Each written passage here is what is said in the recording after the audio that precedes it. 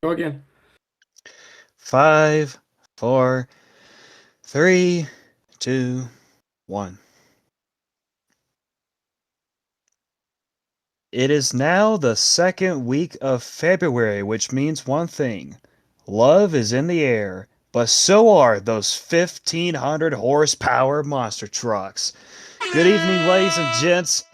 Welcome back to STSL Off the Track. It is Super Bowl Monday, the day after the big game, February 9th, 2026. Welcome back to the podcast. I am Nophagen, holding down the fort once again today, but I am not doing it alone, as I have two analysts with me today.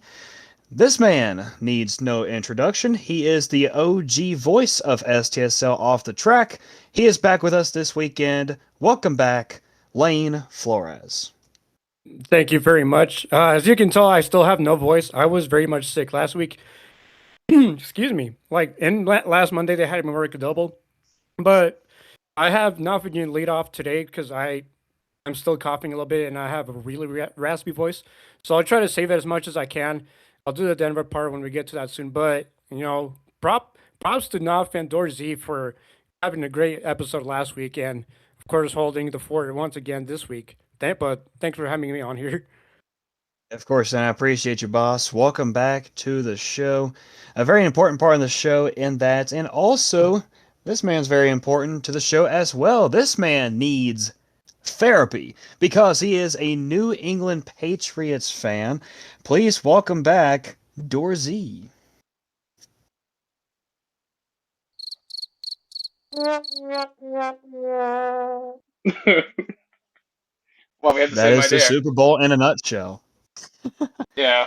Oh, I'm back, and that's it. oh, great. Great to have you back, buddy. Well, we'll get to that big game here in just a moment. But a lot to unpack from the first full weekend of February in sports and in the monster truck industry, most importantly. But of course, we will start it off with what's going on in the sports world. Well, there is a lot going on literally in the sports world as the 2026 Winter Olympic Games is underway in Milano Cortina, Italy. The Friday, the opening ceremony was absolutely incredible. Just some great choreography and just reminiscing some artistic history and background in the country of Italy. Just a great way to kick off the Olympics in general. And a lot of action going on in these different sports. Just a few downhill skiing, curling, hockey, you name it. Sledding, that's also a nice one as well. Right now, when you look at the current medal table, leading the gold medals is Norway and Switzerland. They are currently tied with 3 gold medals. When you count all together, all the medals, gold, silver, and bronze, this is no surprise, but the home country, Italy, is leading right now with 9 medals, 1 gold, 2 silver, and 6 bronze. The next one below that is Japan with 7 medals, and Norway is currently in third with 6 medals. So, just a few days, 3 or 4 days, the Olympics is currently underway. A lot of great action to come back or go later on in the Olympics. But now we'll keep it back into the United States and we'll go basketball as the NBA All Star game is right around the corner in Inglewood, California. And I wanted to bring you two guys in here as this is a big headline, and this is currently on ESPN, published by Anthony Slater. A Golden State Warriors guard, Stephen Curry, is not going to play in the All-Star game. Currently has a right knee injury. He's going to be staying out of this game. So I'll start with Lane Flores first. What are your thoughts on a big key player, Stephen Curry, missing out on this year's All-Star game? That's kind of huge, actually. Um, I don't know who's all playing in the All Star this week, but that is big. Going on through the rest of the season since we're almost nearing playoffs in just a few months as well. But that is a pretty huge moment, especially for the Warriors. What about you, Dorsey? Golden State Warriors, Steph Curry missing out on the All-Star game. Yeah, it seems like Steph Curry has been pretty injury prone this season. He's missed. I don't know how long he's been out, but I know like on the fantasy basketball team I'm on, the guy who has him has been on his IR for quite a bit. So it's huge for Golden State Warriors. Well, not sorry, not huge, but a, a huge a huge blow to them for the All Star game coming up. Yeah, and speaking of which, it doesn't seem like it's just an all-star game, but also it's going to be an all-star tournament. As I'll get your thoughts in a second about this year's format. Three teams for this year's NBA All-Star Day, you want to say it. Two USA teams, one that is the Stars, the other's the Stripes, and there is a team that's the World. So your international basketball players that are in the NBA. Just to highlight a few key names on these teams, starting off with USA Stars, you have names such as Phoenix Suns, Devin Booker, from the Minnesota Timberwolves, Anthony Edwards, some Detroit Pistons on here, Cade Cunningham and Jalen Duren. And there's a few more players on that team as well, but USA Stripes, you got some players such as Boston Celtics, Jaylen Brown, Houston Rockets, Kevin Durant, Lakers legend LeBron James, Cleveland Cavaliers legend Donovan Mitchell, and there is LA Clippers Kawhi Leonard.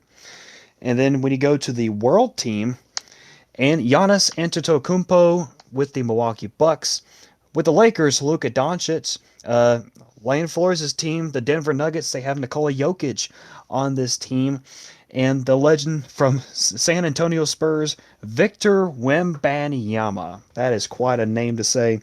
So, what are your guys' thoughts on this new, or I don't know if it's a new All-Star format, but it's definitely unique. Two USA teams and one World team. What is your thoughts on that?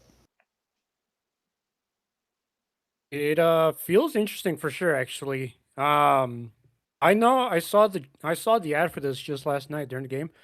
Um, it is an interesting format. I feel like I've seen this somewhere. I don't know what it is.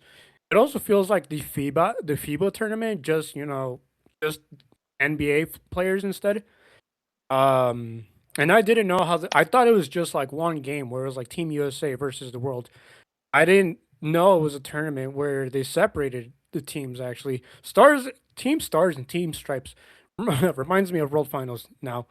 But interesting concept anyways.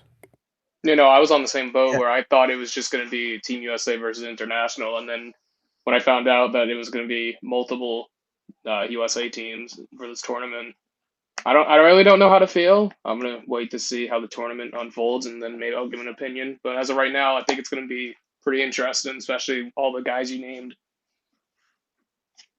Yeah, it's going to be very interesting to see how All-Star Weekend happens this year with the NBA.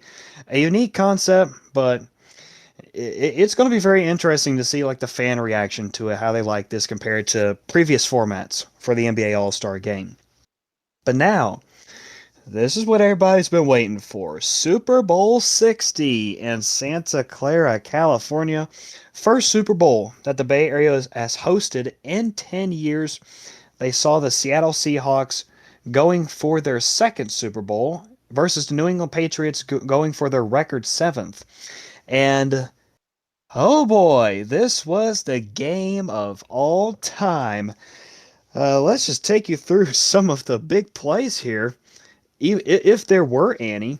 Uh, the first four drives that resulted in points in this game were all Jason Myers, the Seahawks kicker, who started off 4 for 4 on field goals. Literally, heading into the fourth quarter of this game, he's the only guy that has scored points. Heading to the fourth with a 12-0 lead over New England. Finally, we got a touchdown with 13:24 left in the game. A.J. Barner caught a pass from Sam Darnold, making it 19-0. And I honestly thought we were going to get a shutout for the first time, but nope. Drake May passes it to Mac Hollins, making it 19-7. Incredible highlight from them. Probably one of their only highlights of the game, as Jason Myers would kick another field goal. And we had an interception return for the Seahawks, making it 29-7. and Ramondre Stevenson catching a pass from Drake May in garbage time. And their final score for this incredible Super Bowl of all time, 29-13. I know you're thinking it was only a 16-point game on the scoreboard. It looks close, but it was a blowout for Seattle. They add their second Super Bowl championship to their organization and first quarterback of the 2018 class to win a Super Bowl. It's Sam Darnold out of all players. So, a lot to unpack from this Super Bowl. We'll start it off with Dorsey, the New England Patriots fan himself. Your initial reaction to the result of Super Bowl 60?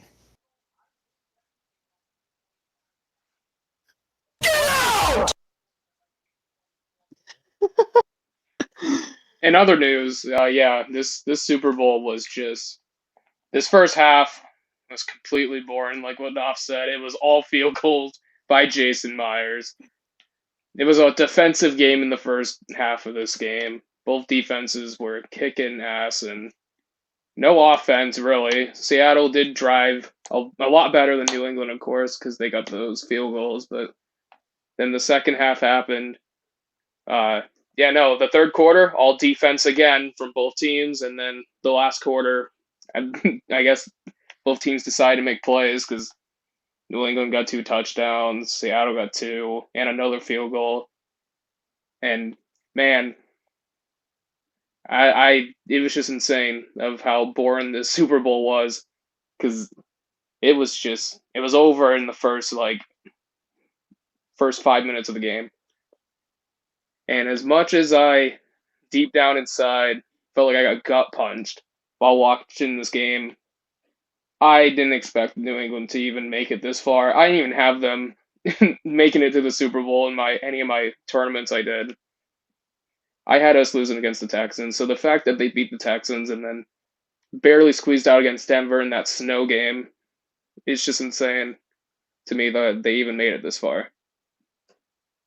Yeah, that's true. At the end of the day, like you take what the Patriots, what happened with them last year, they were 4-13, and they were 4-13 the year before that. So Mike Vrabel, former Titans coach in his first year with New England, he's turned that organization around quick and got them back to the Super Bowl. So will they be able to contend for future Super Bowls? We'll have to wait and see on that. But Lane Flores, your initial reaction to the Seahawks Super Bowl win over the Patriots? That's what you'll get. Uh, Even though they were one of my last winning prediction bracket, uh, I'll take it. Actually, I do have to agree. It was such a very boring game. Actually, even so boring. My brother literally turned around to me. He was like, "This feels like a regular season game," and it did. Um, like the one thing I will appreciate, it was a very defensive game from both teams.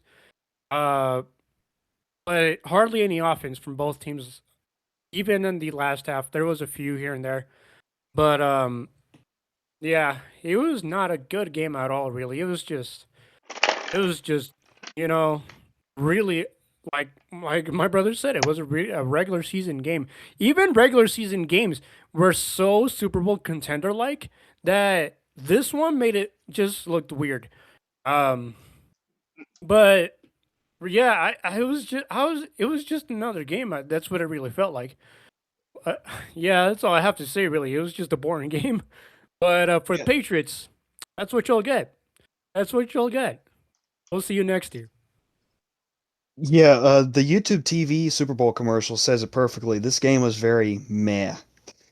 But it did have a few outstanding performances along with Sam Darnold and Jason Myers, the Seahawks kicker. Your Super Bowl MVP is running back for the Seahawks, Kenneth Walker III. He had 135 rushing yards. That's basically it. But anyways, another man in particular who had a big performance in this Super Bowl has got everybody talking. It's Bad Bunny. Super Bowl halftime show this year by Bad Bunny. It's sparked a lot of cool interactions. It sparked a lot of controversy as well. But my personal opinion, before I get to you guys, I enjoyed this Super Bowl halftime show. Uh, I haven't really started listening to some of his songs until like a few months ago, but the production for this Super Bowl or halftime show was pretty incredible. Acting like they're out in the field somewhere, a whole bunch of Spanish-speaking flags and countries represented in this halftime show. Starting off with Lane Flores, what are your thoughts on this year's Super Bowl halftime show by Bad Bunny? I absolutely liked it as well. I liked it as an understatement. I loved it, really. Being Hispanic myself, before leading up to this, I was kind of concerned how, with current things going on, how this Super Bowl performance was going to be taken as. And it was taken really pretty well, actually. I'm glad. Even you guys in the group chat, I saw you guys, and I was really, really well surprised that you guys enjoyed it, except for the one guy, which we are looking at you, boy. Um, I really enjoyed it. I liked it, and I kind of knew about Bad Bunny since 2018. I didn't really like him as much then. I kind of do like him now. And a few years ago, I'm not a huge fan of Bad Bunny. I do know, I'm aware, I'm really familiar with his music. Uh, but this Super Bowl performance was really, really, I'd say better than Kendrick's last year for sure. Um, and there was a theme that was pretty well clear across the eyes of everyone in the nation, pretty much the globe too. Uh, the theme is love and unity, right? And of course, culture appreciation. And that's where I kind of felt inspired at the end because as soon as he listed off, like you said, all the Spanish speaking countries, including Canada, which it is part of North America, and of course in the football he held at the end had a message uh, that says "Together we are America." North and South and Central, and it was a well written message. I loved it entirely. I love the music. It did kind of have me grooving. It had all the white boys grooving too, which is funny. Um, but I thoroughly liked it for sure.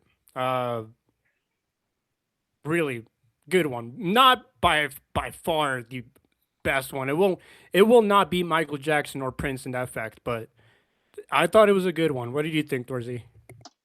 Yeah, no, I didn't really know who Bad Bunny was until like literally WrestleMania in Tampa. Never really heard of him before, and the amount of respect that he got in the wrestling industry of how good he is made me respect him even more. And I thought this halftime performance was better than what people are saying. It's definitely not the best, like what Lane said, but I don't think it was, complete dog water. Like, and I've heard of his few songs years ago when I first heard or first really knew about him because of wrestling. And yeah, I mean, Bad Bunny had more rushing yards than the entire Patriots in the first half. So there you go.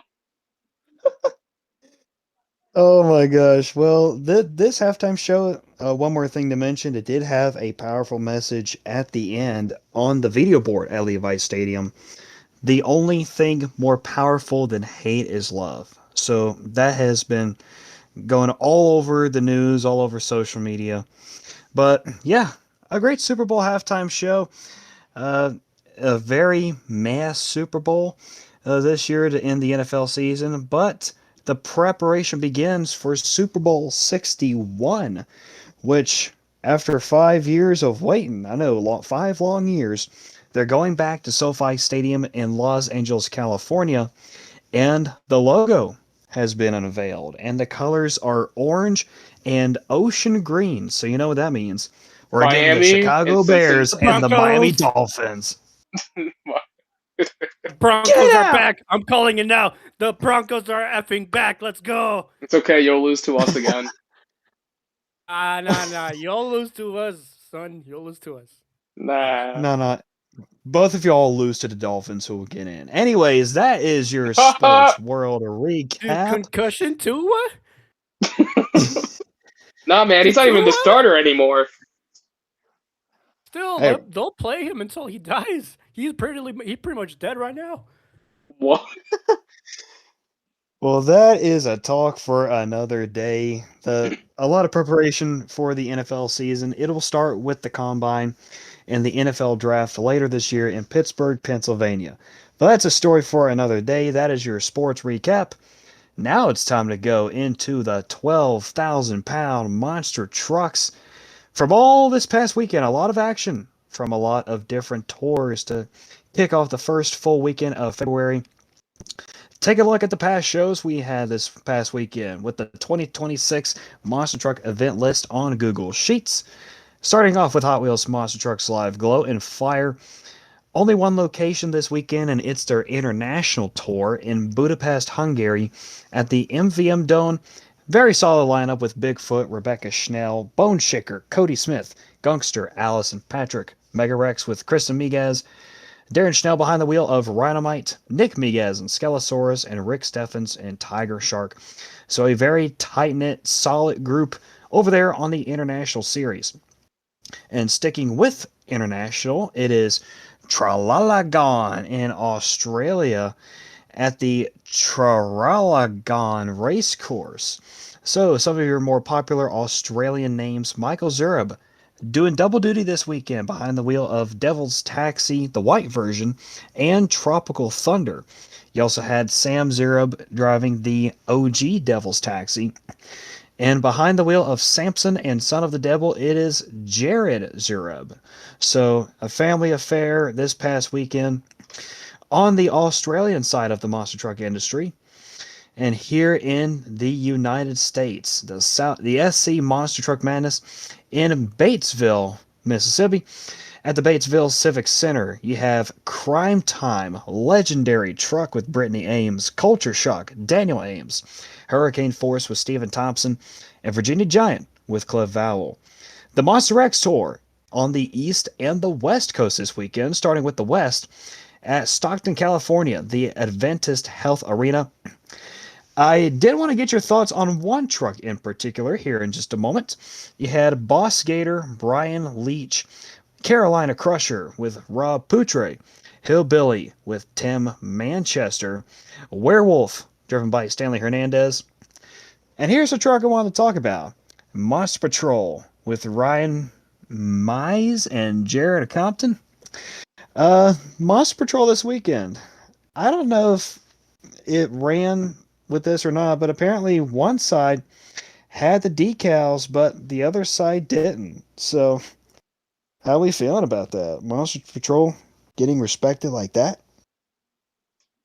Monster Patrol fall off needs to be studied. It's tragic what they did to it.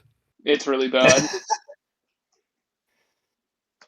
I mean, why would you do that to such a historic name in the monster truck industry? I do not understand. How do you But go from like celebrating the 30th anniversary literally a few years ago with Austin Tweety? No, yeah, Austin Tweety to running half a decal set for a popular legendary name. Not only that, like what happened here? Also, the other thing here is that Ryan Mize is actually one of the local tow truck competitors that they got him to drive in Stockton this last weekend. yeah, so that is some interesting stuff happening. Well, that's just Triple B Motorsports in general and Monster X Tour in general from Stockton, California. Now going to the East Coast here, and it was an East versus West Coast battle in West Monroe, Louisiana at the Ike Hamilton Expo Center. Uh, Annual destination for the Monster X Tour, as you have Barefoot with Byron Cadigan, Monster Moose, driven by Travis Groth, Rampage with Justin Stork, the veteran Tyler Groth, and the Wild Thing with Paul Craighead behind the wheel. Two events this weekend for the Monster Truck Wars, the tour of all time, starting in Marion, Ohio at the Veterans Memorial Coliseum with Locomotive Justin Murphy, Outlaw Alan Finstermaker. What a name! Shark Attack with Jerry Frauder and T-Rex with Devin Jones behind the wheel. They Let's were also also talk at about. Oh wait, no, sorry. Is it Marion or Battle Creek with the dust storm they had in there? Oh, yeah, Yeah, that's right. now you know what I'm talking about. I actually have no idea, but yeah, a good, great thing you point that out. So, I mean, what else would you expect from Monster Truck Wars? I mean, they've Literally. already been under a lot of heat, a lot of fire for safety issues, and such a small space, and you're driving with a bunch of fog and dirt particles flying around the arena. Dorzy, was that a show you would love to go to? No. Next question. Yeah, so very interesting stuff there. Battle Creek, Michigan, at the Kellogg Arena, you had Locomotive with Rylan Hawkins, Outlaw with Brandon Pizzo behind the wheel, Shark Attack with Kaylee Engstrom, and T-Rex Colton Fowler. Yes, yeah, just going back to the dust particles, just try to have your events in bigger venues, I guess, or maybe have the doors and windows open if they have any. But it's Monster Truck Wars. What would you expect? Going over into Canada, the Motorsport Spectacular in Winnipeg, Manitoba, the Canada Life Center. And you have a 7 truck lineup this weekend. Crude Behavior with Jared Vogel, Elbows Up Joe Briggs, Identity Theft, Gravedigger, Marvin Anderson behind the wheel, mixed up with Gavin Sell. The GOAT, Rockstar, with Bill Payne behind the wheel. Roughneck with Jason Court and Spitfire, Dallas Rogers. So a nice lineup right there with Straight Up Racing and a few other well-known Canadian names. The All-Star Monster Truck Tour going to Marietta, Georgia at the Jim R. Miller Park with High Tide, Elliot Miller, Kraken, Nick Pagliarulo, Little Miss Madness. Happy birthday to Athena Kozel. Celebrated it with the All-Star crew this past weekend. Misfire, Brooke Pagliarulo, and Rat Attack, Jacob Lagwig. Point series is heating up for the Monster Masters series. Can't wait to see who comes out on top and how competitive this series can continue to be. And then we'll wrap it up with the independent side with the 2X Live Tour at one of their biggest events they go to all year, Las Vegas, Nevada, at Las Vegas Motor Speedway. And how about this? An 8 truck lineup this weekend. You had the usual Cretan camp, Bounty Hunter Jimmy Cretan, Brutal with Austin Minton, Jekyll and Hyde Corey Kinel, Roaring Rex Mike Nugent, Scarlet Bandit Don Cretan, and Sharkbite Dan the Man Dahlgren. And you Yeah. also had the addition of the Swanson team. How about that? Pretty obsessed with Nisha Swanson and Eric Swanson driving obsessed. So, what do you think of this, guys? 2X Live continues to get bigger and bigger, bringing in some new teams on the tour. Because I believe this was the Swanson team's debut with the 2X Live tour. What are your thoughts on how big 2X Live is getting?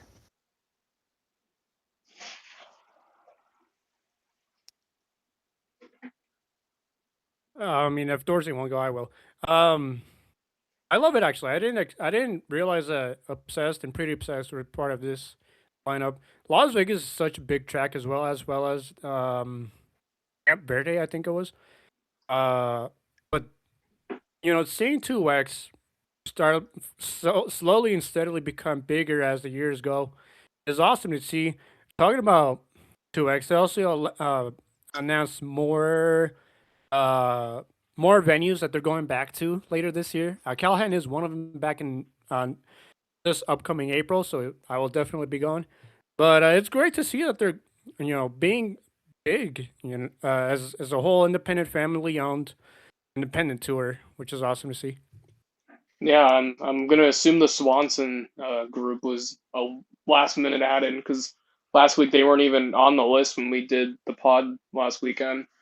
But yeah, hopefully 2X keeps getting bigger. Maybe they'll do a points tour one day. That'd be awesome to see. And yeah, Bounty Hunter's my favorite independent truck, so it's great to see. I always wanted to go to one of these shows, but they don't really come too close around here. I think the closest they come is like Swedensboro, New Jersey, but one day. Yeah, definitely one of the most top tier independent tours right now in the industry, and a historic city, a historic town in the monster truck industry. Las Vegas, Nevada, of course, the host of the World Finals for several years now.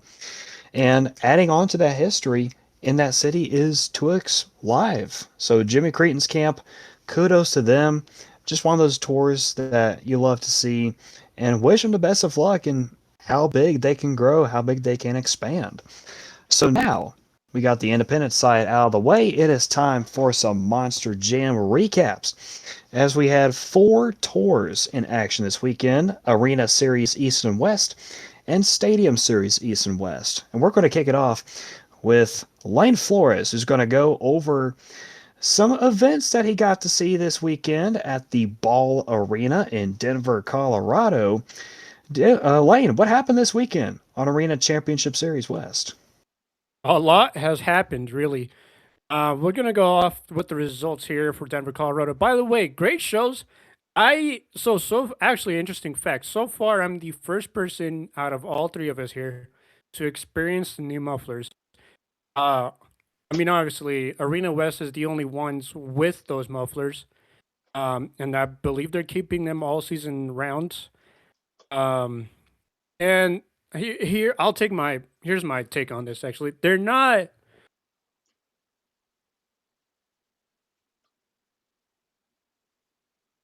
I don't hate it. You can still hear the trucks, but they are definitely much more quieter now. Um, After my 2 times, hearing them, it it does have you leave a show without your head ringing for once, but it kind of sucks that they're not that loud anymore. Like I said, you can still hear them, but they're just really, really toned down. Um, but the pro is that you can hear the supercharger whine, which which a lot of the monster guys, crew guys, I think Dana Gosh actually said this. He kind of liked that concept. You can hear the supercharger whine. I wonder what that will sound like with a Hemi engine. Actually, Hall brothers make the ultimate sacrifice. Um, it's the mufflers are interesting. It is interesting to look at too. Tim Hall Jr. Legally he said he likes them, which he doesn't. The one thing he does said is that they burn hotter. They absolutely burn. He said that every time he's stepped down on the truck, it would burn the pant. He would burn the fire suit pant.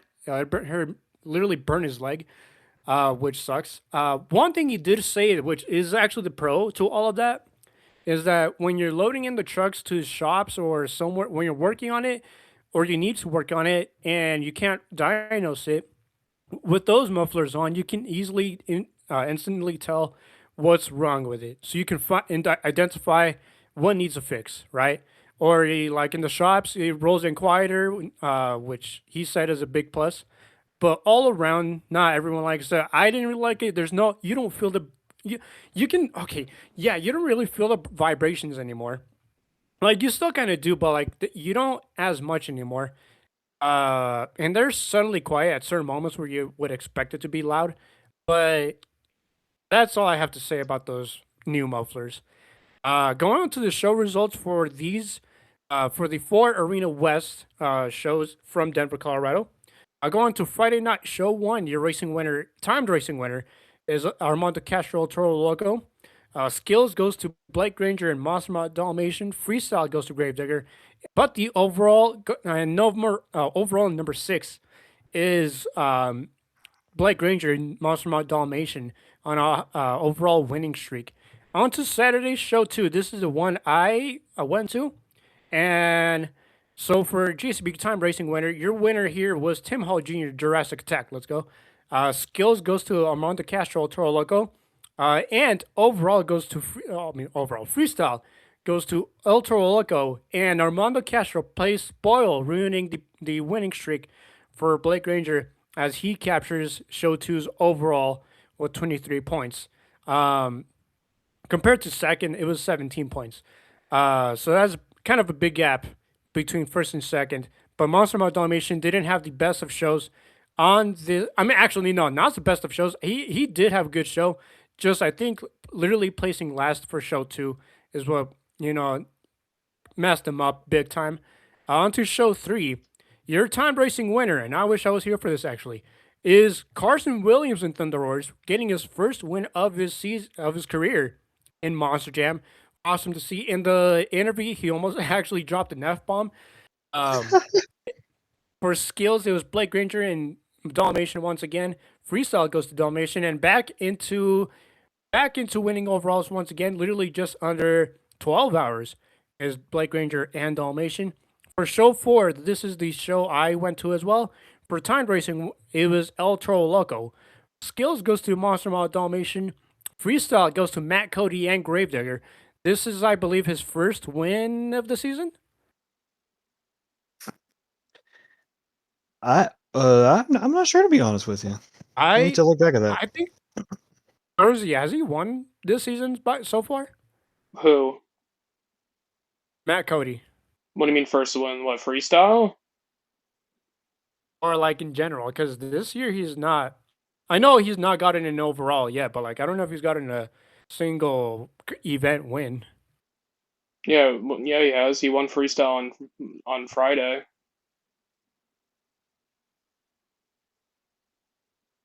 Oh wait, I just read it. Anyway, yeah, Gravedigger Matt Cody wins freestyle. He's yet to win an overall. Yeah, but that's what it is. Monster Mall Dalmatian goes to overall number 2, resetting the winning streak after Sunday's show 4. And that was it from Denver. I do have a bit of a story, capping off Denver as well. After the show, actually, no. I actually want to start with the pit party one. No, actually, you know what? When we get to Houston, remind me to go back when we go to this certain announcement. I'll talk about it later. So I don't spoil it now. But for pit party, my brother was wearing his Grass Monkey Garage crew shirt, and Carson, Matt, both Carson and Matt actually complimented it, and they're like, "Yo, that's it's cool. You have a Gas Monkey one here." They're like, "Yeah, that truck was actually pretty cool." Carson said BJ was really. Me and Carson both said that BJ Johnson was the perfect driver for it. He introduced new style with old style, and it was a really fitting truck. Matt Cody also said the same thing, that truck was really, it was such an awesome concept. Kind of misses it, but my brother was getting compliments for the GMG crew shirt from the literal drivers themselves. After the show, we went out around the parking lot or the loading area where they have the haulers and where the crew was tiring down. Funny enough, we were just barely walking in. Like we're behind the fence, by the way. Can't really walk into the hot pits. We were behind the fence. Mind you, I'm wearing an El Toro like a crew shirt, and my brother is also wearing the GMG one. And the crew guy for Megalodon literally looks at us. He was like, "You guys look like you should be working here." And I'm like, "Should we?" He was like, "Yeah, you guys should apply." We had like 20 guys leave literally right at the beginning of the season. And we're like, oh crap. And he was like, "Yeah," shameless plug. He was like, "Yeah, go to feld.com/careers and apply there." I'm like, "Noted. I'll see you guys later." But yeah, that was funny. And then literally 5 minutes later, I had a random lady, also around the area. She comes up to me and she asked me, she was like, "Hey, you look like you know a lot about monster trucks." In my head, I was like, was that an offense or was that a compliment? And so I responded back to her. I was like, "Oh, that one's Velociraptor." And she was like, "Cool, thank you." And I turned back to my brother. I was like, "You heard that, right?" He was like, "Yeah." I'm like, should I be offended or should I be complimented? I can't tell. Like, that was really funny to me, honestly. Other than that, that was Denver. I'll take it back to Nafagen. So lead us on to the next show. Yeah, of course, another successful trip for Monster Jam in Denver at the Ball Arena. They'll be back later this year in Denver, but at Empower Field at Mile High for Stadium Championship Series West. 4 incredible events this past weekend in Denver, and 4 incredible events in Pittsburgh, Pennsylvania at the PPG Paints Arena. One important note before we get to the results is that this is the first of 2 weeks that Gravedigger will be piloted by Brandon Arthur, which you usually see on the International Championship Series. But for this past weekend and this coming weekend, he is filling in for Kristen Anderson. So, how did he do amongst the rest of the competition?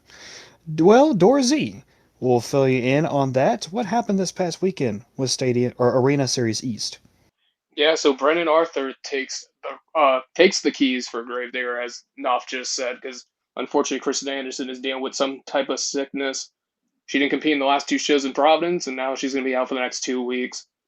How did he do in How did he do in Pittsburgh? Well, I'm going to be honest, he didn't do too well. Seventh place for points in Pittsburgh. That's not a good sign. Not a good start for Brandon Arthur and Gravedigger, I'll tell you that. But moving on to Friday evening, we have Cody Saucier and Dragon taking the race and win over Terminal Velocity. And then Terminal Velocity comes back with the two-wheel skills win. MJ Solorio Toro Loco with the freestyle win. And the first overall event championship of the weekend goes to Little Zim in Terminal Velocity with 22 points. And look at that, his dad, second place. So Senate Motorsports tore down the house on Friday. Moving on to the second show, Terminal Velocity gets the race and win over Crazy Train. And then Terminal Velocity gets the two-wheel skills win as well, but the freestyle going back-to-back is MJ Solorio, El Toro Loco. But look at the overall VIN championship, his second one this season. Triton Robbins gets the overall in Crazy Train with a tie with Terminal Velocity, which apparently I guess Little Zim didn't have a good freestyle run, but so that gets Triton the overall VIN champion. And I guess someone forgot to change the script because it's the exact same winners. Terminal Velocity gets the race and the two-wheel skills win, and MJ Solorio gets the freestyle win. But the overall this time goes to MJ Solorio and El Toro Loco instead, with another tie with Terminal Velocity. So Little Zim loses twice now in a row with a tie. And now moving on to the last show of the weekend. MJ Solorio gets his first racing win, I believe, this season. I could be wrong about that. Takes out Crazy Train. Terminal Velocity gets the two-wheel skills, gets the freestyle, and gets the last overall event championship with a tie with Triton Robbins. So we have a lot of ties going on around with the Arena East. So yeah, Little Zim still making getting wins all the time, and now his lead's even bigger because all his results was the overall event champion, or he tied with the overall event winner. So I think Little Zim's on his way to get a second arena championship trophy. Yeah, and I also wanted to go back to the competitive nature of this series, and we talked about it last week as well with Providence, Rhode Island, how they were very close in some events in terms of points. And he mentioned if 3 out of the 4 shows this weekend, the overall event champion was decided via tiebreaker. So, a lot of competitiveness to come out of this year from this series, don't you think? Kind of. I would say yes, but it seems like Little Zim and MJ are running away with this tour because now we'll talk about the points later, but third place is 90 points behind first now. So a lot of drivers need to step up their A game, or Little Zim's going to run away with this. Yeah, so a lot to look forward to in this series, and we will go back over the point series standings later in just a moment.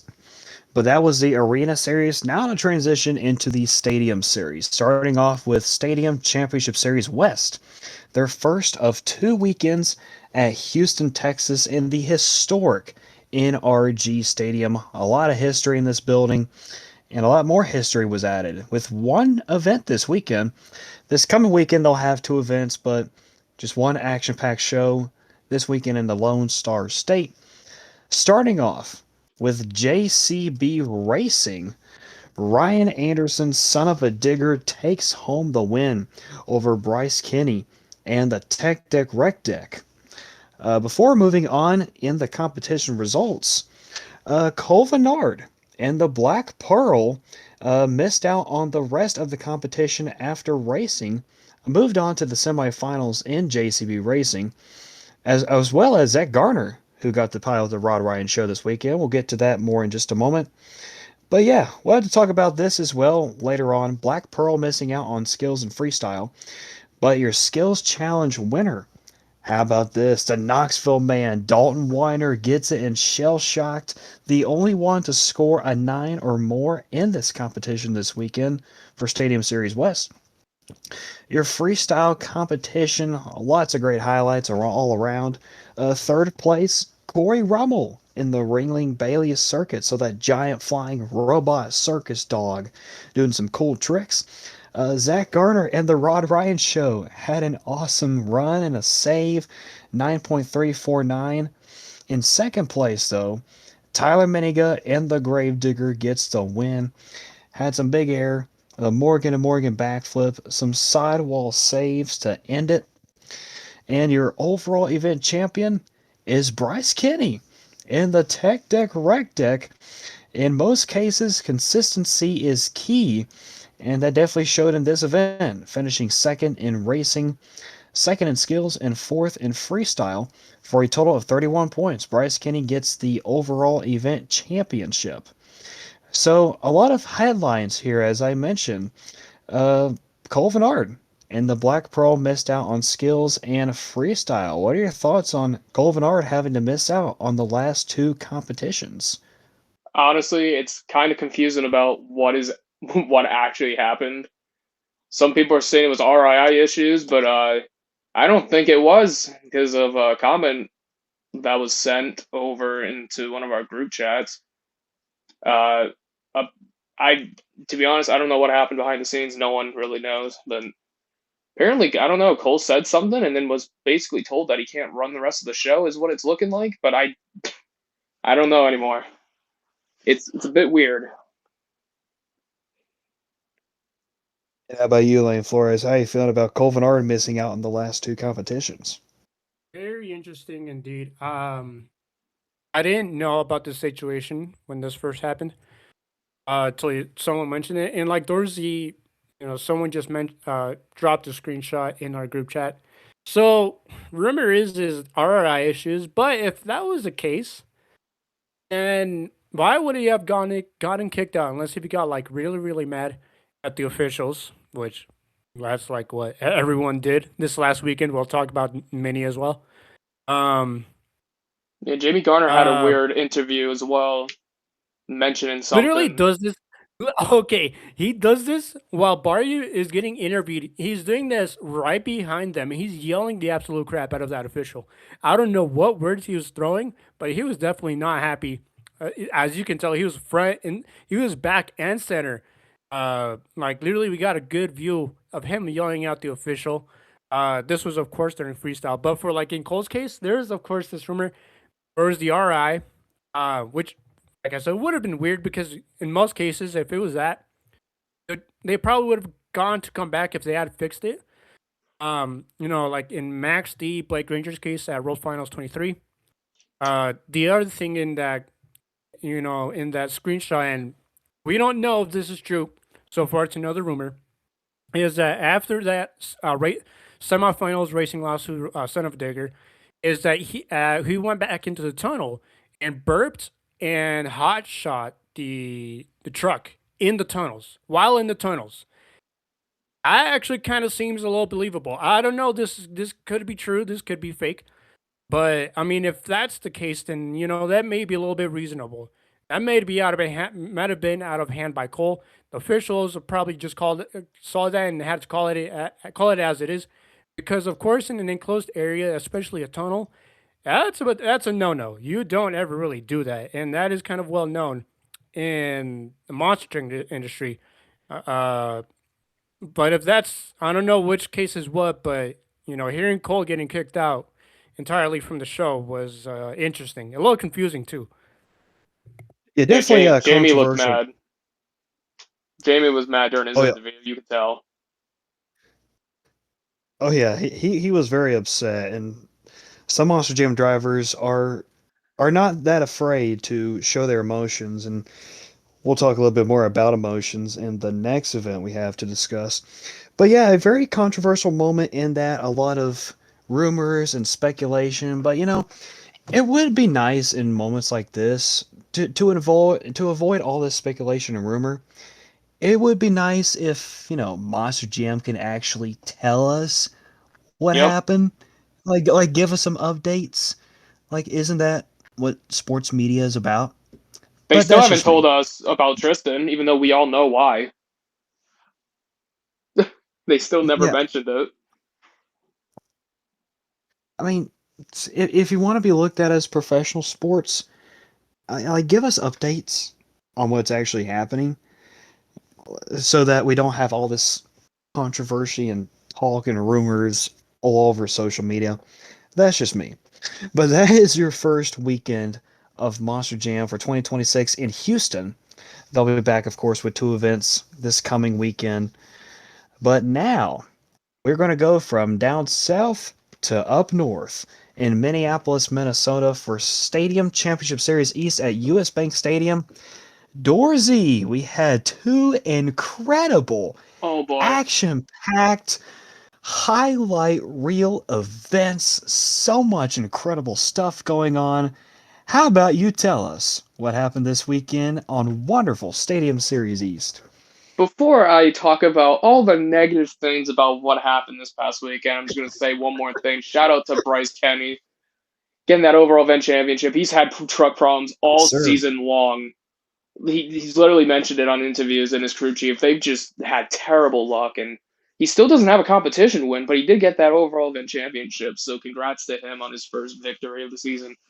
But man, I don't know, man. Minneapolis show one was fine. It was okay. Show two, when we get to it, oh boy, can't wait to talk about it. But anyways, show one from Minneapolis, Minnesota. Adam Anderson gets his first racing victory of the season, takes out Mike Pagliarulo and Excalibur. Shout out to Mike making it to the finals. Awesome to see it. Moving on to the two wheel skills challenge. Talk about an upset in two wheel skills. You don't really see this man. I think this was probably his first skills victory in stadiums, to be honest with you. I don't know if he's ever won this before. But excuse me, scratch that. G.I. Joe Foley, El Toro Loco, that's right, gets the two wheel skills win with an amazing slap wheelie into some kind of stoppie, and then he just went crazy into a little bit of a save at the end and like right in front of the step up ramp. So it was great to see Joe Foley get a two wheel skills win. Freestyle goes to Camden Murphy and Classroom Crusher, his third freestyle win of the season. This man's been unstoppable. But we're talking about consistency. This man right here was consistent enough to get the overall event championship. I don't know if this is his first overall in stadiums. It could be. But Michael Pagliarulo and Excalibur gets the overall event championship. Congratulations to Mike. Amazing victory at the end when he just got bombarded with water. It was an awesome time seeing it. Congrats to Mike. And oh boy, after we had a pretty solid show, oh boy, let's talk about show two here. Oh man, here we go. Classroom Crusher, Camden Murphy gets the win against Thunder Roars and Racing. Moving on to the two wheel skills challenge. JCB Digatron, Tristan England gets it done with an 8.940.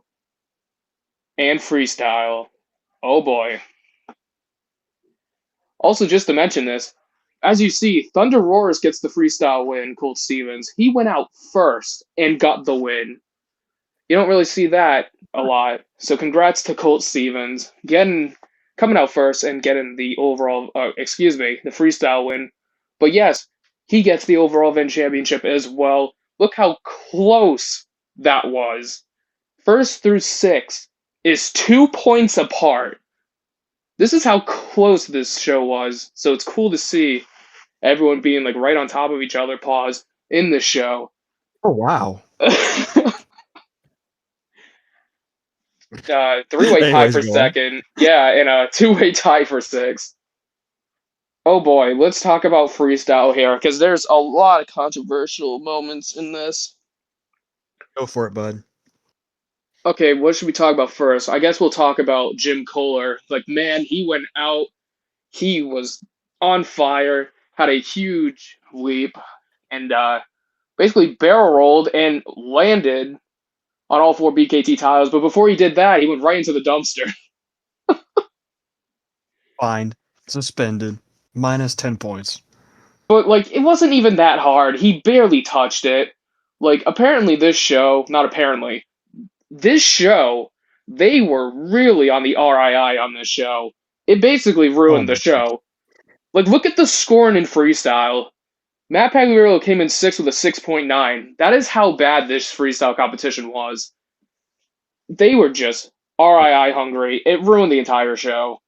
And They were everyone's basically on the same agreement where it was just terrible. You want to say something? they were they were so trigger happy with the RIIs. I mean, a few more examples. I'll cover these two trucks first, but Gravedigger, only one hit and then breakage.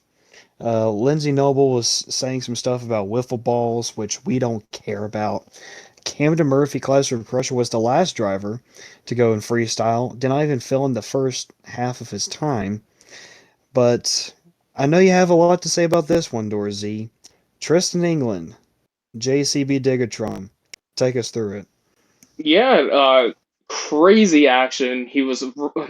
Tristan's been kind of killing it in freestyle.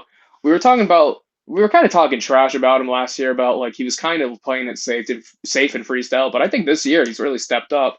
He's had a crazy crash during this, basically somersaulted and landed on all four BKT tires, and he was turned off.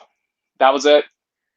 Apparently, he could have kept going, is what it kind of looked like, because Tristan was pissed.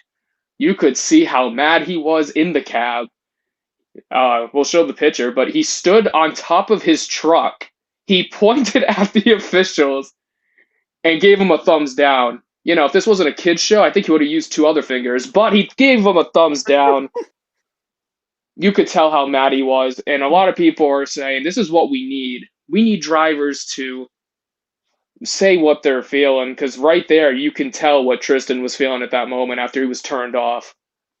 Yeah, Man, they need to show they're pissed to the officials so that hopefully some changes can be made because that was ridiculous. I mean, if you go back 15, 20 years ago, you had Tom Mintz literally ripping his truck apart with broken shock towers, chassis parts flying everywhere, but still going. Now you can't do a front flip and keep going with just a little bit of chassis damage, which is very ridiculous. I mean, if you went into the McAllister dictionary and looked up the word crap show, I'm sure the definition would be Monster Jam 2026 Minneapolis Sunday show. Because that freestyle was basically it. this was I definitely the mean, you worst only stadium show, specifically Sunday. This had to be the worst stadium show of the year so far. oh, by far, you only had two drivers scoring an 8 or more in this freestyle competition. It was so terrible. But yeah, that's your weekend of Monster Jam in Minneapolis. How Oh did that boy. look now for the point standings? Well, let's take a look.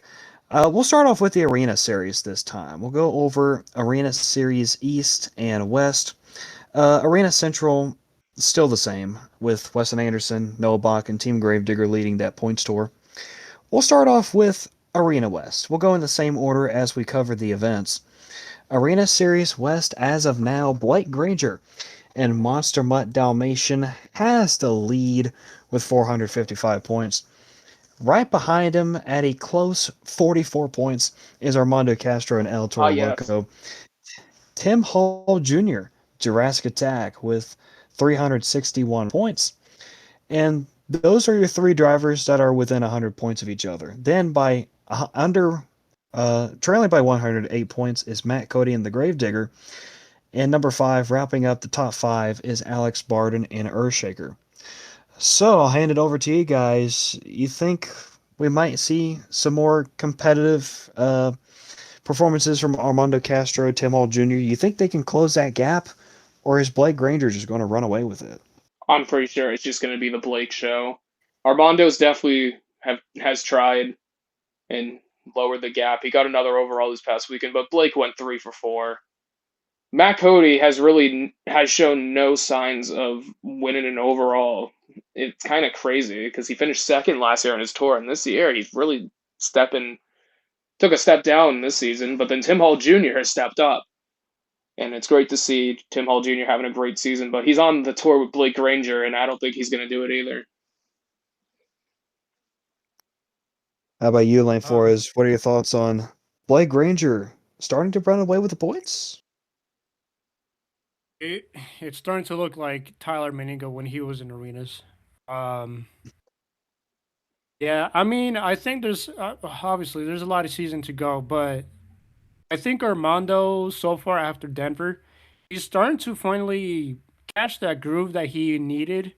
Now that he's back in arenas, um, I think eventually the battle between first and second is going to get a little bit more closer as we go. Um, Tim Hall Jr. I'm really impressed with him. Really, he's really stepped up his game a lot. I Racing, it really is his strong style. Skills as well. Okay. Also, for the record, he was absolutely robbed in skills in show 4. He should have won that. But Blake Ranger also had a good one, so I can't blame him. But I'm really impressed with him for the most part. But Armando and Blake, there's a lot of seasons to go, so I think that little gap right there may be closing in a little as we go more. Their freestyle games both are awesome. They're both top notch. So I guess that's what keeps it really close. Apart from the racing competitions and skills, skills is where they really go toe to toe against each other, as well as freestyle. But I think as the season goes, we might see it get a little bit closer. Yeah, right now it does look like the battle between Armando and Blake. And I mentioned it this past weekend. Blake is on a mission for a second consecutive Arena Series championship. And he's going for more this year. He's showing it this year on Arena Series West. Well, now we take a look at the Arena Series East point standings. Your current points leader still remains John Zimmer Jr. in terminal velocity with 299 points. 35 points behind is MJ Solorio, still in second place with El Toro Loco. In third, it remains John Zimmer and Megalodon with 209 points. And only 3 points behind him with 206 is Trenton Robbins and Crazy Train in fourth. And a little bit of a shakeup in points. Cody Sose Dragon moves up a spot, 187 points. So that right there is your top 5. Right now, this looks like the battle between John Zimmer Jr. and MJ Solorio. But I'll toss it over to you guys. Do you think any of the other 6 drivers can start getting into the mix for this points race? Unfortunately, no. As you can see, it's literally just been the Little Zim show and MJ Solorio. Uh, Providence, they went 2 for 2 for overalls, and then this past weekend, Little Zim got 2, MJ got 1, and then Triton got 1 as well. But I expect Triton to pass.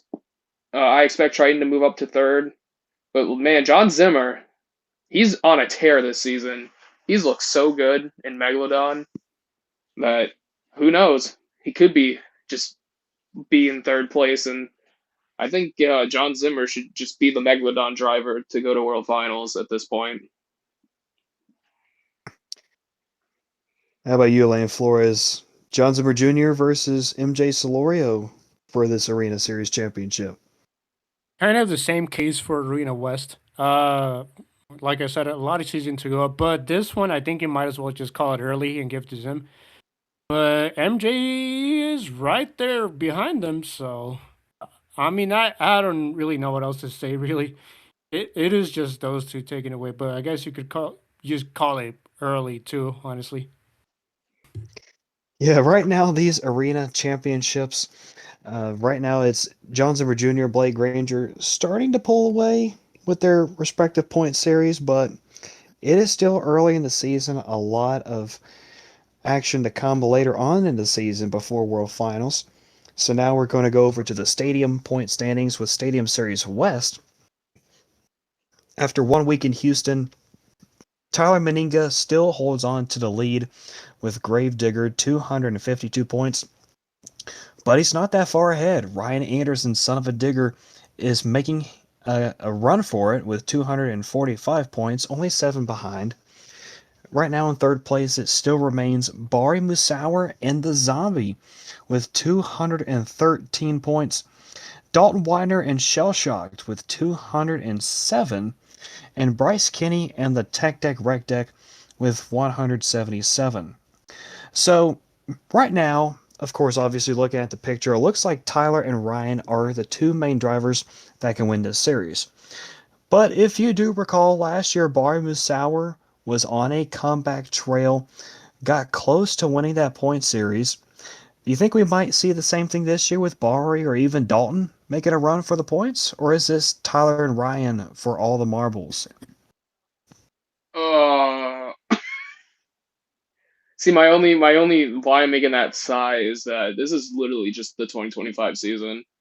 It's the exact same points leaders for all the tours besides Stadium East as of right now, but Tristan's almost right there to get it anyways.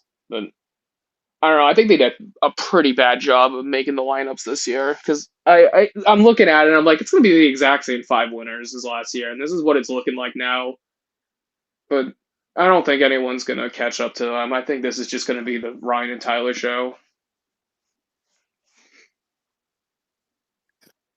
How about you, Lane Flores? Um, Is this the Tyler Ryan show, I like Dorsey said, or do these other drivers have a kind shot? of, kind of, but I also was thinking that this kind of looks like Stadium East last year.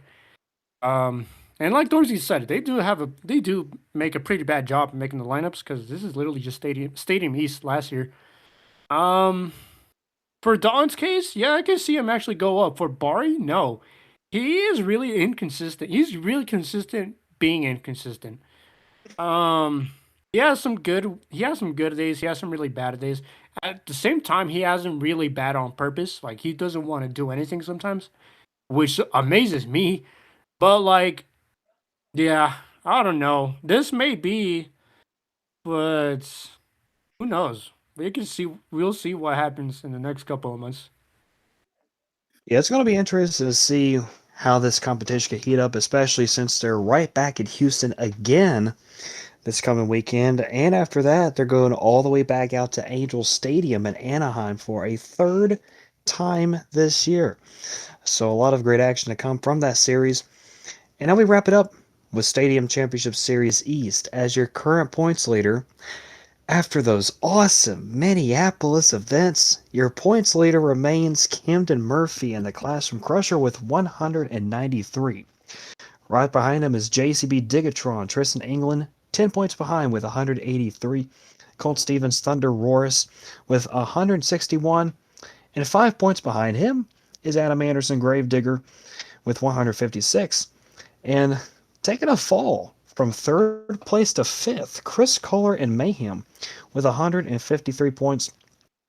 So the top two are very close in points. Uh, Spots 3 through 5 are very close in points, only 8 points separating them.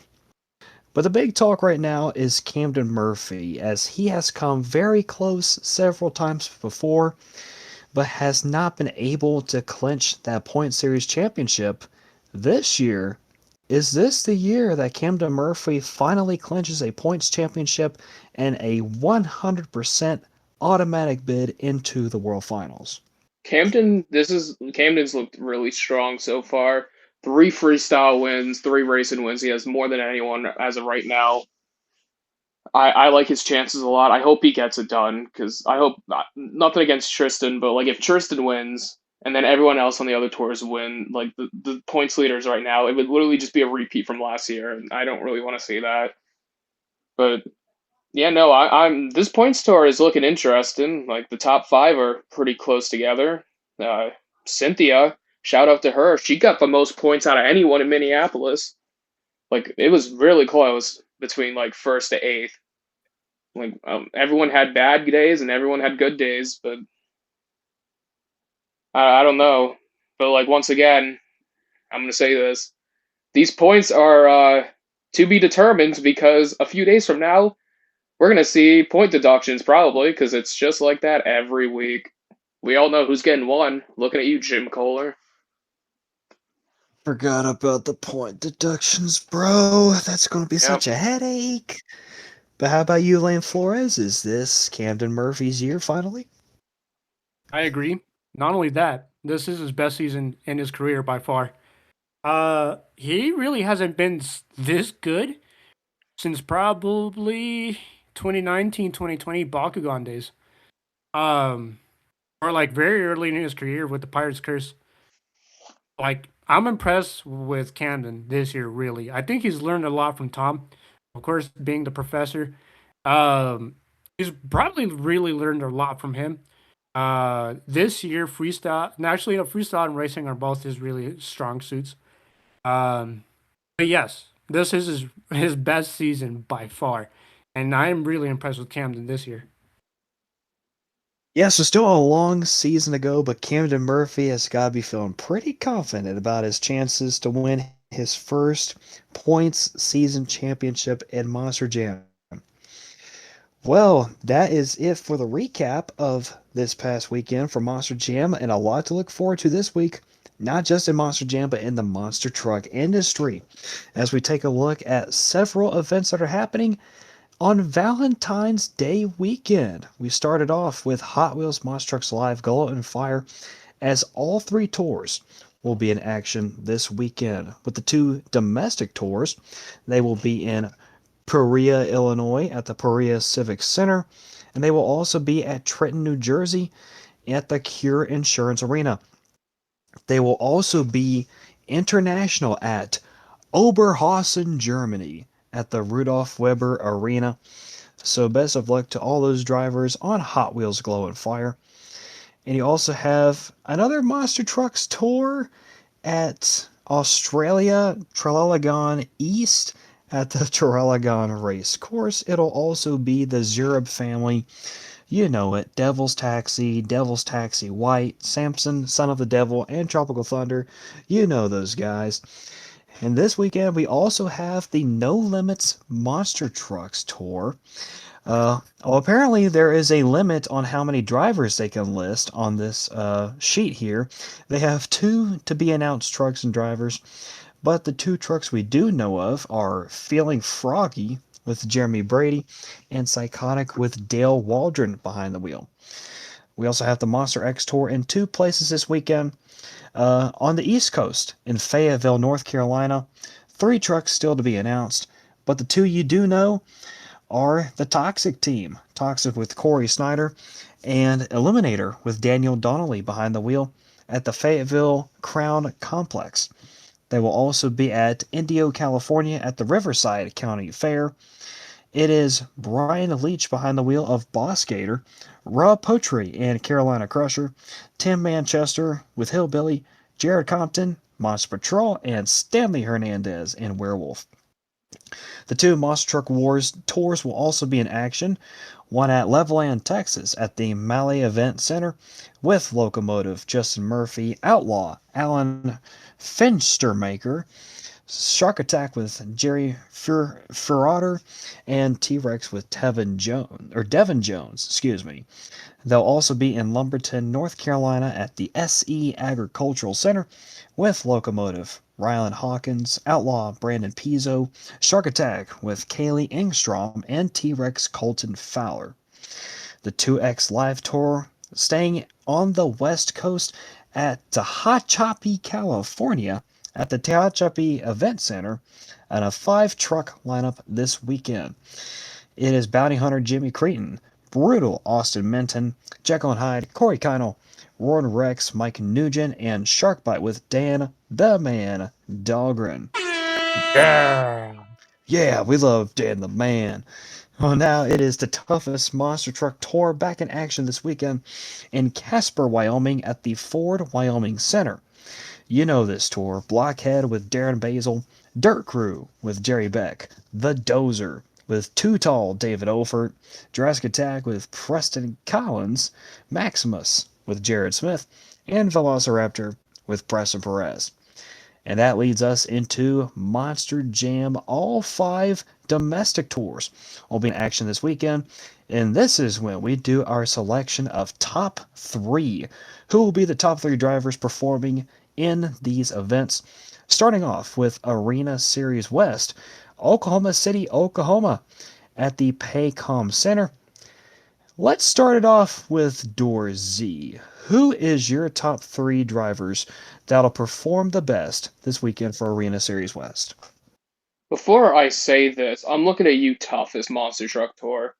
When are we gonna find out the point standings? Anyways, Real. Oklahoma City. Oh, God, I know it's so boring to say this. Blake, Armando, and Tim. Thank you. Good night. You're on the same boat wave for us, or you got a different perspective? Exact one, actually. Exact one. I agree. Yeah, I'm also gonna have to go with the top 3 in points as well. Armando Castro, Blake Granger, Tim Hall Jr. So yeah, quite a variety for Arena Series West. Maybe the same will not be said for Arena Series Central, or as it's officially known as the Freestyle Mania Championship Series, staying on the East Coast at Belmont Park, New York, at the UBS Arena. I'll start it off with this one. Uh, I'll make it quick. Weston Anderson, Gravedigger, Fernando Martinez, El Toro Loco, and Brianna Mahan and Bailey Circuit. Why not? She's been performing very well this year. Dorsey, you got the same 3 drivers, or are you going a different route? I am gonna go with a different route here. I'm gonna go with Weston Anderson and Gravedigger, Fernando Martinez and El Toro Loco, and Scott Murray and Megalodon. Yeah, Scott Murray, and that is it. Oh my gosh, how about you, Lane?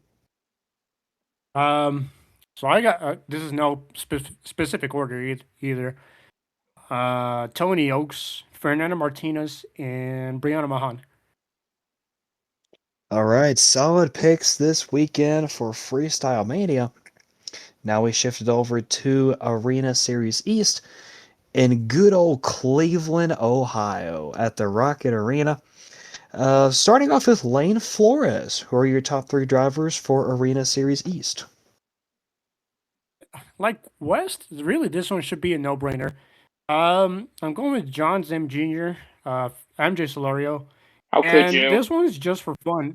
This one's for fun, honestly. I might just pick Montana. I want to see this guy pull off some Nice. crazy wins. Get the pun. Yeah, yeah, okay. I think you need to go Oh my home. gosh. I am home. What are you talking about? All right, well, Dorsey, I'll go ahead and pass it on to you. Who are your picks for Cleveland? I do like that Montana pick. He unfortunately had a pretty bad showing this past weekend. He got jumped by Cody Sozier. It makes it sound like he just got robbed. But no, my picks. Oh God. Woohoo! John Zimmer Jr. Terminal Velocity, MJ Solorio El Toro Loco. Man, as much as I want to pick Cody, he's mentioned it that he is just not having a good season. He just admits it. But I'm gonna go with Cody Saucier and Dragon. He's definitely need to step up the game now. And I think he's gonna do it this weekend. My picks this weekend, very original, top 3 in points. Both the Zimmers and MJ Solorio. That's just been a very competitive top 3 this year. I think it's going to keep going into Cleveland this weekend. But now we shifted over to the Stadium Series. We're going to kick it off with Houston, Texas, second week in a row, but 2 events this weekend. And I'll start off with Dorsey and then go to Lane Flores. What are your guys' top 3 for Stadium Series West this weekend in Houston? I love how they still show Deidre Garner as the driver. Anyways, I'm gonna go with how original Tyler and Ryan. Da-na-na-na. Okay, and my last pick, I'm gonna go with the Rod Ryan Show. Zach Garner is my Ooh. top 3. Okay, solid picks. How about you, Lane? I'm gonna go with Tyler Meninka. Zach Garner and Dalton Widener. Very nice picks there. I'm going to go with both the Diggers, Gravedigger Tyler Meninga, Son of a Digger Ryan Anderson, Shocking. and my third. Oh, speaking of shock, my third pick is Shock going to be therapy? Dalton Weiner and Shell Shocked. Oh. Somebody has mentioned it this past weekend in our group chat that Dalton has not rolled the Shell Shock truck once. He is taking very good care of his truck this year, and he's probably using that to his competitive advantage. And So we I'm just going to go with jinxed him. Shell Shocked. Yeah, he's going to absolutely snap his truck in half in freestyle this weekend. Just watch. So that is Houston, and we're going to keep it in the Lone Star State as Stadium Series East is back in Jerry's World. AT&T Stadium, Arlington, Texas, one of the biggest venues that Monster Jam goes to just in atmosphere size. This place is incredible. Definitely a bucket list stop for me and probably the both of us. Hope to go there one day. But for my picks for Valentine's Day in AT&T Stadium, But I'm wait, going to go with before you do your picks, I just gonna mention something. Will Tristan England drive this weekend? oh, that is right. So, Oh yeah, yeah. mm, you know what? Regardless, I think I'm still going to have JCB Digatron as one of my top three because It when won't be Brandon Brandon Arthur, Arthur. you know what? Joe Dennis. Oh Let's hell make it yeah, happen. we're done. Yep, Joe Dennis JCB. and JCB Digatron. I'm picking JCB as my top three spots. Well, assuming Tristan is going to drive, I'm going to have JCB Digatron as one of my top three. I'll also go with Camden Murphy, the points leader right now, and Classroom Crusher. And this guy needs some redemption. I'm going to go with Chris Kohler and Mayhem to bounce back this weekend in Arlington. How about you, Dorzy? Who are your picks? I'm gonna go with the points series leader, classroom crusher, Camden Murphy. I'm not gonna pick JCB because I just have a feeling. I just have a feeling. Don't ask me. I'm gonna go with Cynthia and Lucas Stabilizer. She got the most points out of Minneapolis than anyone else, so I think she's gonna keep it going with Arlington. And for my last pick, I'm gonna go with I'm gonna go with Colt Stevens and Thunder Oars. He's been looking strong, and he got that last overall and championship in Minneapolis. So I think he's gonna keep going up. Solid picks for Dorzy. How about you, Lane? For sure, I'm gonna go with Camden Murphy, Classroom Crusher. The rest of the picks are actually interesting here. For second, I want to go with Big Mike Mac Excalibur.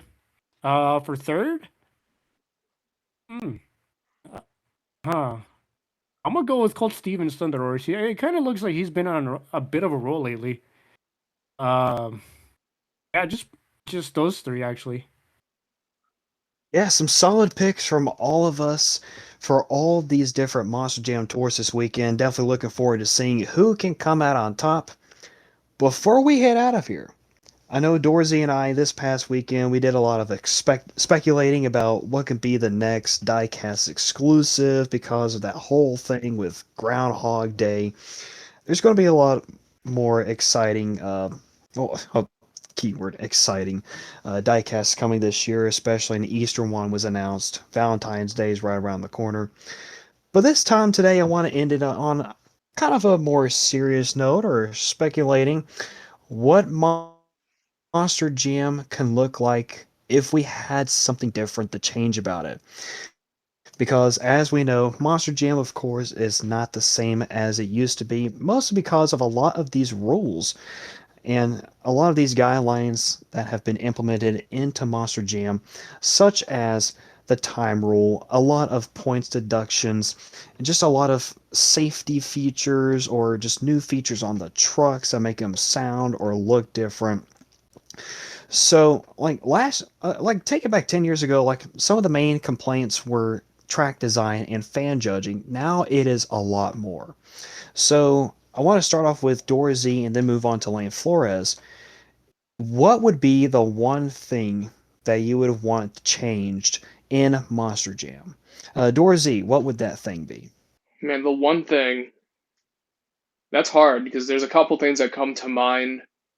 If I would have to say one, I would just say variety with the trucks. We have way too many of the same trucks on all the tours, and I get it. Of course, Gravedigger definitely has to be on every tour. That's been a thing forever, but I don't know. It just seems boring now that you see the same trucks everywhere. There's multiple of the same trucks for a lot of different people, but then you take out like the original Monstema and Rottweiler. They're both not even on a tour this season, and instead we have three zombies here, five El Toro Locos, five Megalodons, four Sparkle Smashes. But I just wish there was a lot more truck identities out there and not all the same. Yeah, that's a good point because like you mentioned it, every tour now has a Gravedigger, a Megalodon, and an El Toro Loco. All but one tour has a Sparkle Smash.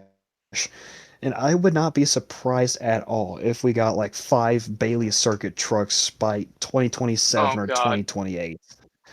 That would be the truck expansion of all time. But yeah, well, there's not as many newer trucks coming out from Feld Entertainment, but there's a lot of identities that are just the same and all running the same kind of paint scheme as well. Like you take it back 10 years ago, you had multiple Max D's and El Toro Locos on different tours, but they would all have their own different identities or paint schemes to represent that driver. Now it's a lot more bland now. So yeah, that is what Dorzy would change with Monster Jam, just a variety of the trucks. Dorzy or Lane Flores, what about you? What would be the one thing you would change about Monster Jam?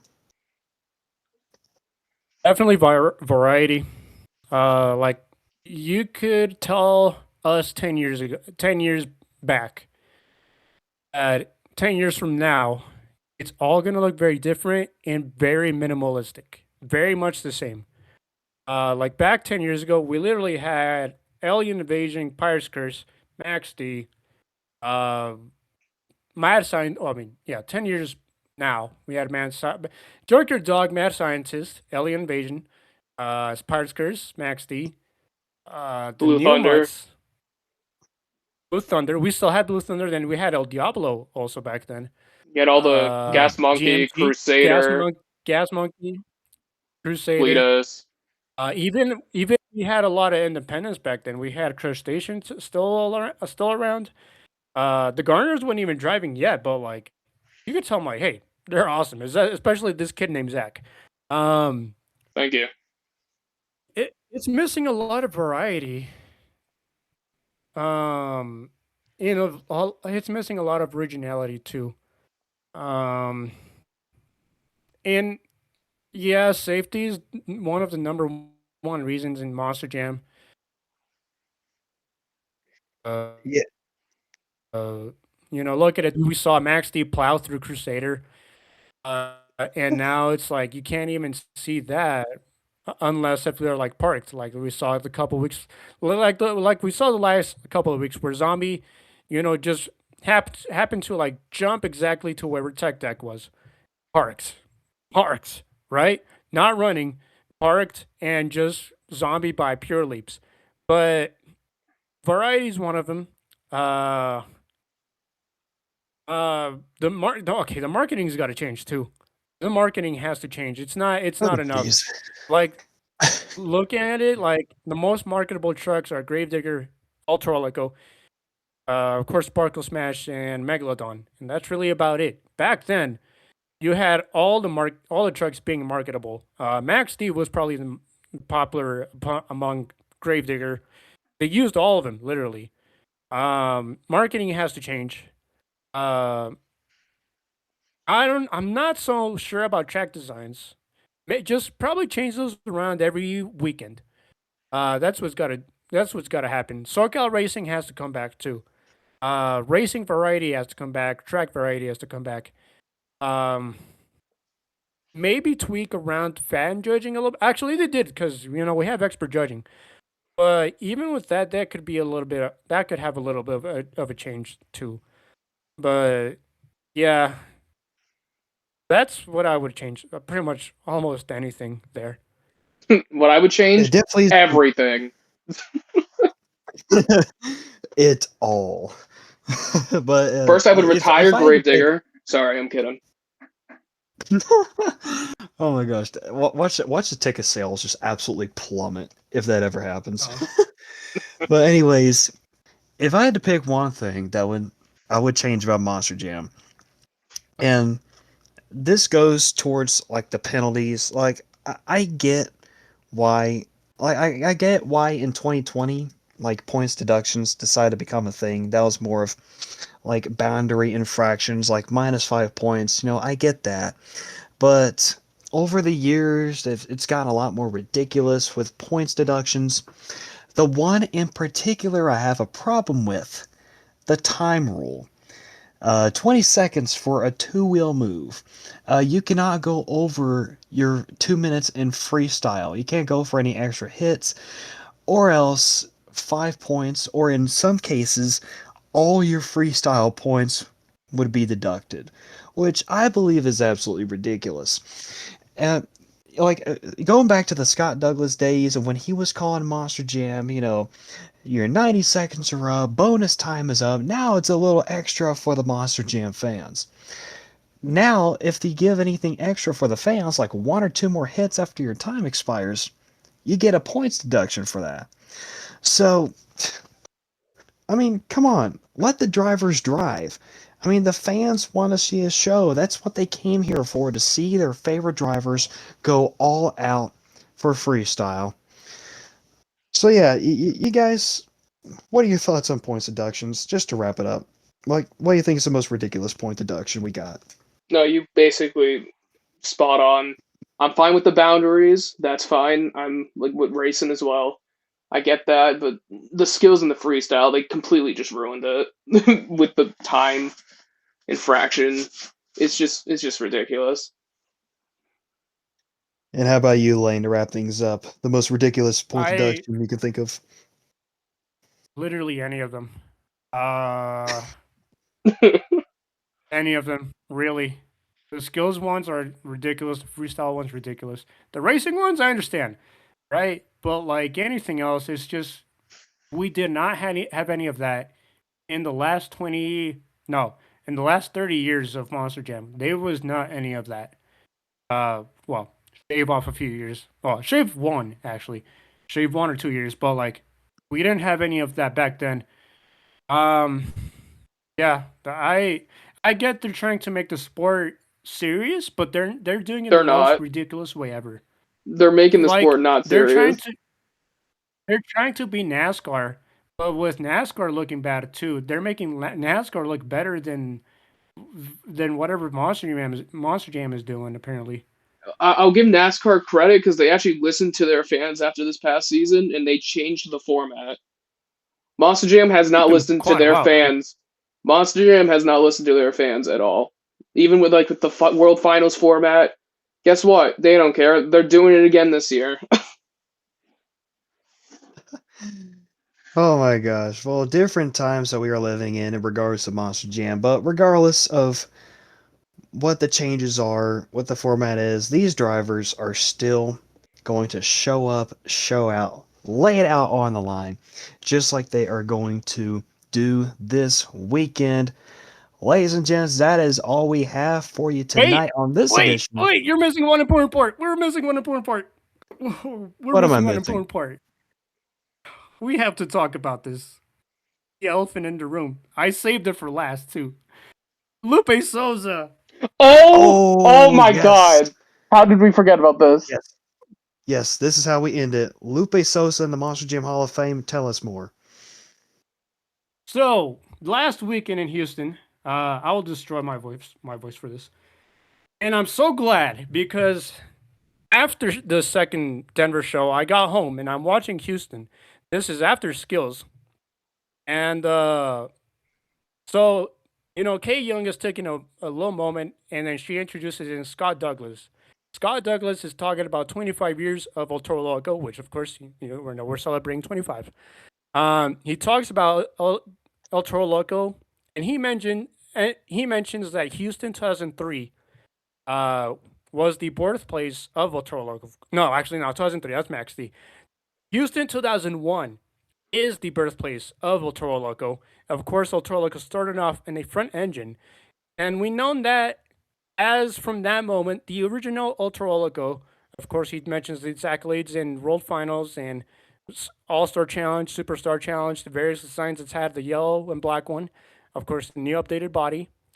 And then he mentions original El Toro Loco driver. And in my head, it immediately clicked. I was like, Lupe? And then he immediately starts mentioning Lupe. I was like, no, Lupe Soza. And then he's talking, he says that the next inductee after Tom Mentz, the next inductee into the Hall of Fame is Lupe Soza. I immediately lost it. I was like, my go. Look, Tom is everyone's go, right? He's my go. Max D's my favorite. But growing up, being Hispanic too, Lupe Soza was my goat. All right, he was my goat. So I got excited. I got a little bit emotional. Of course, Lupe Soza comes onto the screen, onto the host desk, and he is a little bit choked up as well. Talking about being surprised that he's going into the Hall of Fame, wearing the El Toro Loco colors and all. Even they throw in a video package for him where he even mentioned Grinder and the El Diablo, which funny enough, the El Diablo footage was fan footage.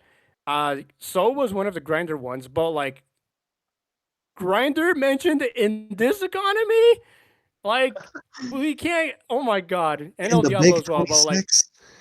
of course, Lupe Sosa did win a championship on a three-way tie with Medusa, heartbreak, and Tom Mentz in 2004.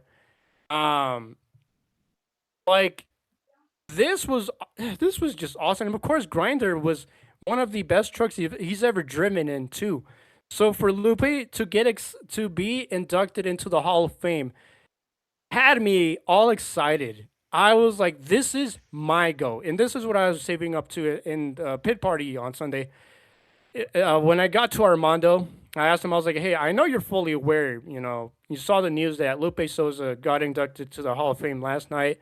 What did you feel?" He was like, dude, I was personally excited. Like, of course, growing up being Hispanic and all, like literally what I said. He said growing up Hispanic and all, he like was the best driver, top notch ever. Like, he had some of the best moments. One of them that I actually could recollect was him running El Toro Loco on, I believe, World Finals 4. Uh, or World Finals 5 or no, yeah, World Finals 5. That's 2004. Where he ran El Toro Loco through the dumpster where Bounty Hunter was trapped on, and he ran it through, got Bounty Hunter down, and as the truck came back down, the rear end splits right off the shock tower. It just splits right off the truck, right? And I'm like, in my head, the most memorable moment that he's ever done in his career, really. Like, he has a lot of awesome moments. Grinder save, just a lot to talk about. But like Armando said, growing up watching him is really awesome. So of course, for the community, it feels awesome for him being inducted and all, especially for the team celebrating 25. So this we had to talk about. I know you guys talked about Tom last week without me, but we had to talk about Lupe real fast before we ended it. So Dorsey, what do you got to say before we end it off here? Man, I was just coming out of the shower when I put on Houston, and holy shit. I'm saying that? Yeah, that's right. I'm swearing because it's Lupe Sosa. I've seen this man drive a few times. The last time I saw him drive in person, which is kind of fitting, he was in Max D in Foxborough. Whoever remembers that. I think he only did racing though. Tom Mentz did freestyle because he did also the double backflip. But man, when I saw Lupe Sosa for the first time in years, I was so excited. Lupe was one of my dad's favorites when we were going in the 2010s. I don't think I saw Lupe and El Toro in person, unfortunately, but I saw him in Grinder a few times. And man, did Lupe know how to freestyle? One of the most underrated goats. I wouldn't even say underrated, but man, it's great to see the Hall of Fame back in action for Monster Jam after like a 5-year hiatus. I kind of hope they do one more. I don't know if they're just going to keep doing the two, but since they haven't put anyone in 5 years, I'm hoping they at least put three in this year. But what a great class so far for 2026. That indeed, Dorsey, to be inaugurated in Salt Lake City for Monster Jam World Finals. And I guess I'll end it off with my favorite Lupe Sosa moment as well, as this was live in person. My first ever Monster Jam Stadium show I got to go to in live or televised event on Speed, Atlanta, Georgia, 2012. What an incredible first show to go to, and a lot of that was because of Lupe Sosa absolutely going off in freestyle, doing a slap wheelie, running it right into a stack of cars and doing a somersault. And he went on to get some big air, had an incredible save to end off his run. And that first move that I explained, that won him the wow factor of the year back in 2012. So what an incredible first Stadium Monster Jam event to go to. And a lot of that because of that man, Lupe Sosa. Congratulations on him and Tom Mentz's inductions into the Hall of Fame. Two of the most recognizable legends in the sport. Now that, ladies and gents, will wrap it up for tonight. An incredible episode. Looking forward to a lot of monster truck and sports action coming up later this weekend and this month. For Dorsey and Lane Flores, I am Nafajin. Hope you have a wonderful Valentine's Day weekend. This is STSL Off the Track. All the people in the house say, yeah. Yeah.